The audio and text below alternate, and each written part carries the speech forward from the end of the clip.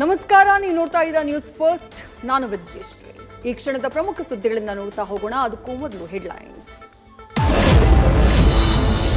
ನಾಳೆ ದೇಶಾದ್ಯಂತ 259 ಕಡೆ ರಕ್ಷಣಾ ಮಾಕ್ ಡ್ರಿಲ್.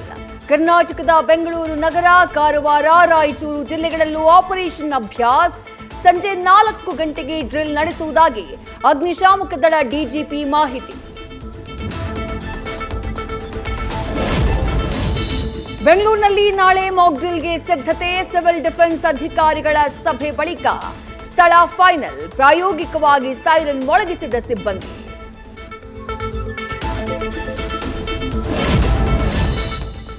ಭಾರತ ಪಾಕಿಸ್ತಾನದ ನಡುವೆ ಯುದ್ಧದ ಕಾರ್ಮೋಡ. ಪಾಕಿಸ್ತಾನ ಸ್ಟೇಟ್ ಬ್ಯಾಂಕ್ ಮುಂದೆ ಕ್ಯೂ ನಿಲ್ತಾ ಇರೋ ಜನ.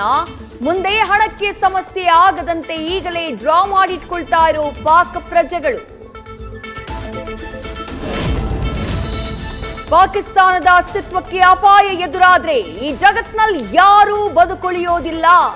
ಪಾಕಿಸ್ತಾನದ ರಕ್ಷಣಾ ಸಚಿವ ಖ್ವಾಜಾ ಆಸಿಫ್ ಹೇಳಿಕೆಗೆ ಭಾರೀ ಆಕ್ರೋಶ.